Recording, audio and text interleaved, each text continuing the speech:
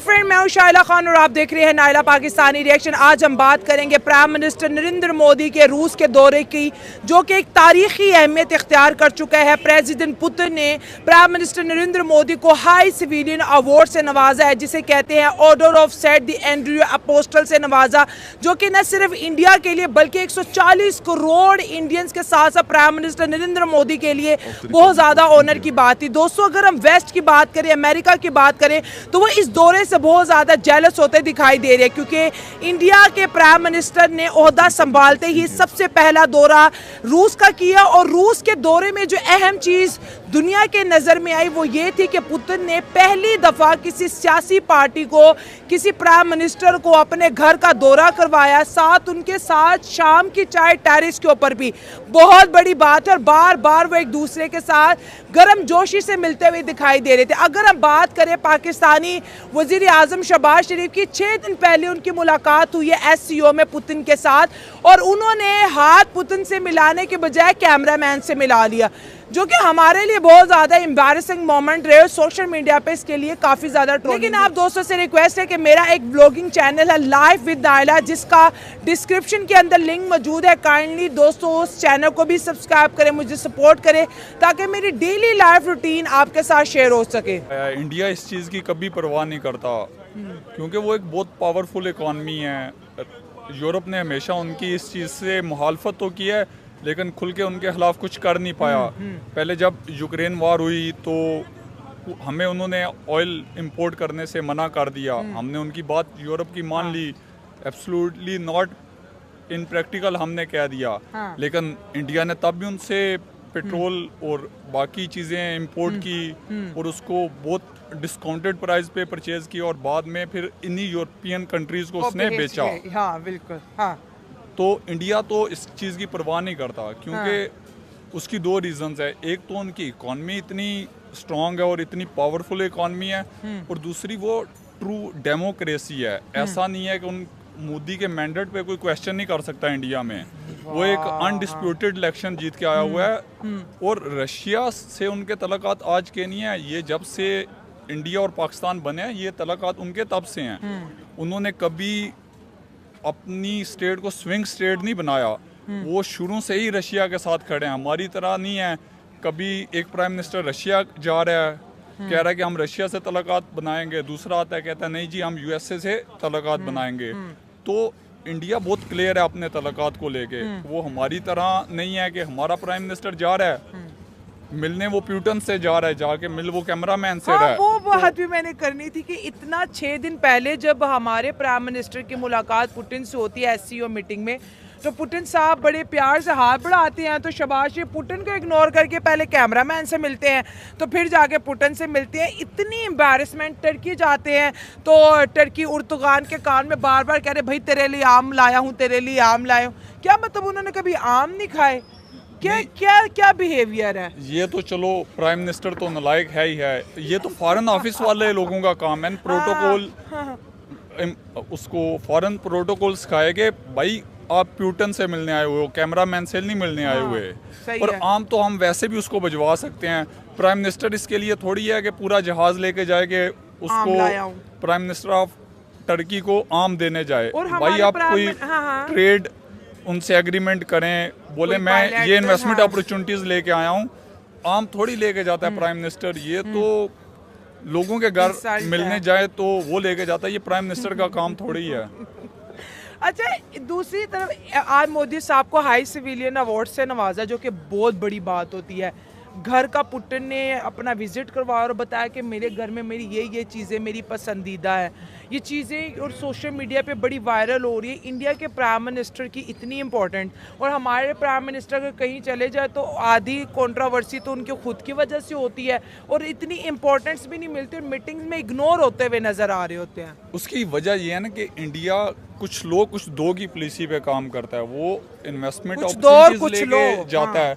हमारे वाले कशकोल लेके जाएंगे तो वो उसमें बीक डाल के वापस भेज देंगे। अब बेकारी हमारे घर आएगा तो हम तो उसको गेट से ही वापस भेज देंगे ना। कोई मेहमान आएगा तो उसको घर में लेके जाते हैं। मोदी साहब उनके मेहमान थे, हमारे वाला उनका बेकारी बन के गया था, तो उन्होंने वहाँ गेट पे भीख डाली इसके कशकोल में और वापस इस चीज़ चलता के गया। हकदार भी हैं। मोदी ने बहुत मेहनत की है, स्ट्रगल की अपनी कंट्री के लिए। आप खुद देख लें कि आज से 15 साल पहले अगर आप उनका इंडिया की वैल्यू देख लें, हमारे पाकिस्तान के लेवल पे थे, ठीक है, ये नहीं, थोड़ा सा पाकिस्तान से भी बेहतर थे।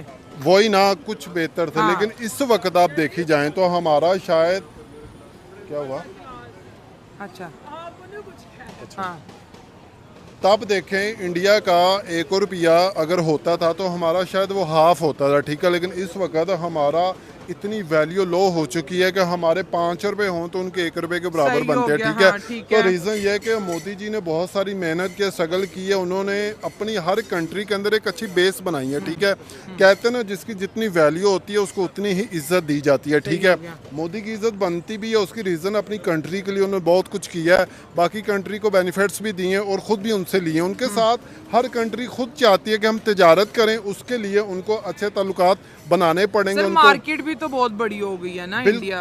वही तो कह रहे हैं, अब गाड़ियों को लेके देख लें, एक्सेसरी को देख लें, मोबाइल फ़ोन को देख लें, हर चीज़ तो वो अपनी ही लॉन्च करें, ठीक है। हर ब्रांड प्रोडक्ट वो अपनी लॉन्च करें, किसी कंट्री से वो तिजारत नहीं करें। चाइना जैसी इतनी बड़ी कंट्री के साथ वो माथा लगा के जुड़ के बैठे हुए हैं, ठीक है। जो चाइना हमारे देश में देख लें, हमारे गिलास भी लेना तो वो भी हम चाइना का ले रहे हैं, ठीक है। हमारा अपना तो कुछ है ही नहीं है। तो यही रीज़न है, इंडिया ने अपने आप को खुद मनवाया है, ठीक है। उन्होंने अपनी वैल्यू बेस खुद बनवाई है और बाकी कंट्री को इंडिया से लालच है तो उसकी वजह से वो उनको वेलकम अच्छा करती है, उनको प्रोटोकॉल देती है। सर मोदी साहब ने रशिया के अंदर जो लोकल्स हैं, जो इंडियंस हैं, जो इंडियन डायस्पोरा, उनसे बात करके कहा कि मैं आपसे कहता था कि ये जो सेंचुरी है ये इंडिया की है।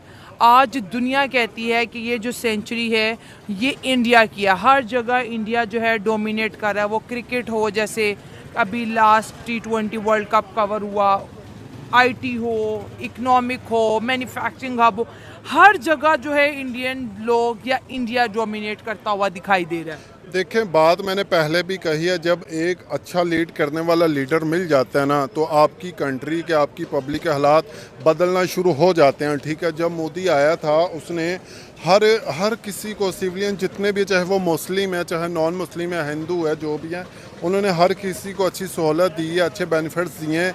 आप देख सकते हैं हमारे पाकिस्तानी जितने भी है, कहीं किसी से भी पूछें, हर कोई चाहेगा हम अपनी कंट्री से लीव कर जाए परमानेंटली, ठीक है। लेकिन इंडिया के लोग इतने हैप्पी हैं, खुश हैं, आज भी उनके कंट्री में रोज़गार अच्छे हैं, जॉब्स अच्छी हैं, ठीक है, बेनिफिट्स लोगों को मिल रहे हैं। उसकी वजह से ही वो अपने मुल्क को बेनिफिट दे रहे हैं। हम लोग इन्वेस्ट ही बाहर की कंट्री में कर रहे हैं, ठीक है। हमारे पास जो थोड़े बहुत बड़े लोग हैं भी हैं, वो भी बाहर जाकर इन्वेस्ट कर रहे हैं। बल्कि अब तो काफ़ी सारे पाकिस्तानी ऐसे जिन्होंने इंडिया में इन्वेस्ट की हुई है। उसकी रीज़न ये है कि इंडिया एक बड़ा मुल्क बन चुका है, बड़ी मार्केट बन चुका है, वो खुद एक ब्रांड बन चुका है। सर अगर शहबाज शरीफ की बात करें तो 6 दिन पहले SCO मीटिंग में पुतिन साहब के साथ शहबाज शरीफ की भी मीटिंग हुई और एक ऐसी हरकत सामने आई जिस पे लोगों ने बड़ा तंज किया और मजाक में भी उड़ाया इसको कि पुतिन साहब से हैंड शेक करने के बजाय पहले कैमरामैन से हाथ मिला लिया।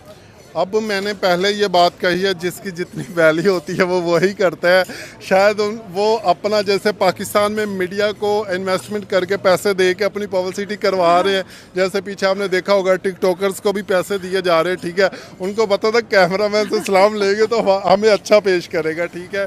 तो हमें खुद शर्म आती है कि यार इनको एम्बैरेसमेंट ही, बेचारे का हाथ हवा में रह गया और हमारे वजीर आजम साहब उसको इग्नोर करके तो वही ना, हालांकि इग्नोर तो वो करे जो बहुत बड़े लेवल का कोई बंदा हो, ठीक है। उन्हें समझ नहीं आई, उन्होंने पहले कैमरामैन से हाथ मिलाया फिर पुतिन से हाथ मिलाया। मैं वही कह रहा हूं, ऑर्डर रिवर्स हो गया। बस वही चीज़ है, उनका ध्यान ही सिर्फ मीडिया की तरफ जाता है, ठीक है। उन्होंने इस्लाम किया है और हमें भी इन चीज़ों की शर्मिंदगी होती है। हमें इकोनॉमिकली आप बेहतर नहीं होंगे तो दुनिया में आपकी रिस्पेक्ट नहीं होगी, ठीक है। पाकिस्तान आज जिस नहज पे खड़ा है, जहाँ हम स्टैंड कर रहे हैं, तो दुनिया हमारी रिस्पेक्ट नहीं करेगी, ठीक है। वो चाहे शहबाज शरीफ हो या उसकी जगह हमारा कोई भी प्रेसिडेंट या प्राइम मिनिस्टर मौजूद हो। इसलिए हमें माशी तौर पर अपनी पॉलिसीज़ को नज़रसानी करनी पड़ेगी और इसी अगर हम माशी तौर पर मजबूत हो जाएंगे, डेमोक्रेसी जो जिसको रियल डेमोक्रेसी कहते हैं, अब इंडिया को देख लें, वो दुनिया की सबसे बड़ी जमहूरियत है।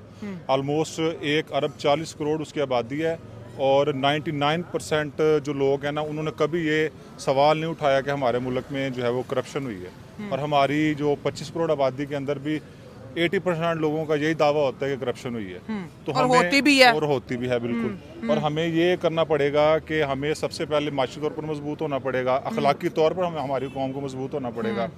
और उस अगर जैसे हम हाई सिविलियन अवार्ड की बात कर रहे हैं, टॉपिक पे वापस आते हैं, मोदी साहब को 10 से ज़्यादा जो है इंटरनेशनल अवार्ड से नवाजा गया है।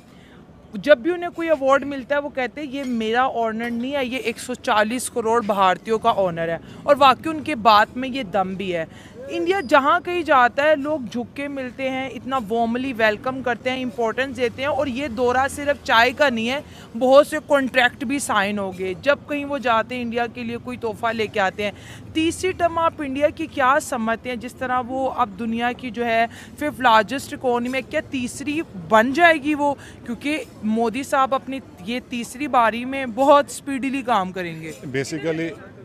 बेसिकली कोई मुल्क है जब उसमें मैन्युफैक्चरिंग खुद की जाती है, उसका जो वो उन्होंने देखे आपने उनकी लास्ट टाइम जो उनकी पॉलिसी थी वो कह रहे थे कि मेड इन इंडिया। ठीक है, वो जितना भी था उनकी मैन्युफैक्चरिंग थी, उन्होंने चाइना से जिस तरह सोलर पैनल से और बहुत सारा रॉ मटेरियल तो उन्होंने बैन कर दिया ताकि हमारा जो ज़र मुबादला है जो हमारा वो बच जाए। और तमाम जितनी भी इंडस्ट्री थी वो इंडिया के अंदर काम करना स्टार्ट हो गई है। जब आप सारे जितने भी अपनी चीज़ें खुद बनाएंगे, आपकी एक्सपोर्ट जो है वो ज़्यादा होंगी, इंपोर्ट्स कम होंगी, आप माशी तौर पर तरक्की करेंगे तो दुनिया में आपकी इज्जत होगी। ठीक है, आप आज पाकिस्तान आप किसी भी कोई भी फैक्टर ले लें, वो सबसे बड़ा ना आप देखें, हमारी आज आर्मी की अगर बात करें वो दुनिया में 10वें या 11वें नंबर पे है। ठीक है, और इंडिया के 4थे नंबर पे है। जर्मनी के बाद जापान 5वीं दुनिया की सबसे बड़ी इकॉनमी है। तो आप देख लीजिएगा 2 से 3 साल बाद इंडिया उसकी जगह ले लेगा। ठीक है, और पाकिस्तान आज जहाँ खड़ा है, हम 2010-11 तक दुनिया की 25 इकॉनमीज़ के अंदर हमारी प्रेडिक्शंस थी कि हम आ जाएंगे। और आज हम कहाँ खड़े हैं, मेरे ख्याल में अफ्रीका के बहुत सारे ममालिक भी हमसे आगे निकल चुके हैं। तो हमें अपने पॉलिसीज़ के ऊपर, अपने ये करप्शन पे सबसे पहले हमें कंट्रोल करना पड़ेगा। तो हम माशी तौर पर मजबूत हो जाएंगे इंशाल्लाह दुनिया में। एक और सवाल है, वैसे कंपैरिजन शहबाज शरीफ और मोदी साहब का बनता नहीं है। मोदी साहब बहुत ही सीनियर हैं और बहुत ज़्यादा उनका तजर्बा है सियासत के अंदर और बड़े अच्छे काम उन्होंने किए हैं अपने मुल्क के लिए। शहबाज शरीफ अगर किसी टूर पे जाते हैं, पूरे पाकिस्तानी जो है टैग जोकर्स के लगा रहे होंगे कि हमारे लिए बड़े एम्बैरेसिंग मोमेंट है, जैसे पुतिन से हाथ मिलाने की बजाय पहले कैमरा मैन की तरफ बढ़ गई। 1 मिनट के लिए भूल जाते हैं कि हम प्राइम मिनिस्टर, हम 25 करोड़ लोगों को रिप्रेजेंट कर रहे हैं। दूसरी जानिब अगर मोदी साहब जाते हैं तो बड़ी अहम बात करेंगे, दुनिया उनको सुनती है, दुनिया उनसे घंटे घंटे की स्पीच करती है। जो रशिया के अंदर जो डायस्पोरा इंडिया, वो भी उनसे मिला और उन्होंने कहा कि ये सेंचुरी जो है ये भारत की है। ये पहले मोदी कहता था, अब पूरी दुनिया कह रही है। तो विजन बड़ा वाजिया है। बेसिकली देखिए, हर इंसान की अपनी राय होती है। मैं as a individual, as a Pakistani, जो मेरी जितनी भी आप कह सकते हैं पाकिस्तान के साथ हमदर्दी हैं। ठीक है, ओवरऑल हम अपने हमारा जो वज़ीर आज़म है उसको हम इंडिविजुअली खुद तो क्रिटिसाइज कर सकते हैं और दुनिया के अंदर जो है हमें उनकी रिस्पेक्ट करनी चाहिए ओवरऑल। जब भी यहाँ से किसी भी टूर पे जाते हैं, वो किसी भी वज़ीर आज़म की इंसल्ट नहीं होती, बेसिकली वो एक नोशन की, एक कौम की इंसल्ट होती है। ठीक है, तो मोदी का जाते हैं, मोदी की हम कुछ उसकी पॉलिसी ऐसी है जिसको हम क्रिटिसाइज कर सकते हैं। ठीक है, और जो अप्रिशिएट करने वाले हमको उसे अप्रिशिएट भी करना चाहिए। हमें इंडिया पाकिस्तान के कॉन्फ्लिक्ट में नहीं पड़ना चाहिए। ओवरऑल हमें पॉजिटिव सोचना चाहिए। हाँ, हमें पॉजिटिव सोचना चाहिए कि क्या वो इंडिया क्या ऐसा कर रहा है कि जो हम उसको फॉलो करके हम तरक्की कर सकें। ये पॉइंट बड़ा अच्छा पकड़ा। और ना सिर्फ हमने इंडिया को देखना चाहिए, आप हमारे दूसरे चाइना को देख लें। 1949 के अंदर वो आज़ाद हुआ है, हम 47 में आज़ाद हुए हैं। 90s तक वो हमसे वो जहाज़ और बाकी चीज़ें हमसे लेता रह गया। तो उन्होंने कौन सी, चाइना ने क्या चीज़ अपनाई है जिससे वो तरक्की कर गया? ये इस तरफ तो नहीं ना आ रहे हम, यही तो बात है। हम कॉन्फ्लिक्ट की तरफ, वॉर की तरफ, जज्बे की तरफ, जहाद की तरफ अटेंशन हमारी ज़्यादा है, सियासी नफरतें बिखेरने में सबसे आगे है। लेकिन जो चीज़ हमारे मुल्क को बेहतर कर सकती है, जैसे इंडिया एक मैन्युफैक्चरिंग हब है, वहाँ से हम बहुत सी चीज़ें सस्ते दामों इंपोर्ट करें, उस तरफ नहीं जाना है। क्योंकि मसला कश्मीर खड़ा किया हुआ है कि इंडिया हमें कश्मीर दे दे। कैसे दे दे जब हम कश्मीर के लिए कॉम्प्रोमाइज़ नहीं कर रहे, तो वो कैसे करेंगे? एक कश्मीर के लिए हम पाकिस्तान को भी सेक्रीफाइस कर रहे हैं और दूसरी दफ़ा दुनिया की सबसे बड़ी जमहूरी पावर, और आपने कहा जैसे दूसरी तीसरी इकॉनमी बनने जा रही है, उसको सेक्रीफाइस करके 25 करोड़ आवाम का जो मुस्तकबिल है हम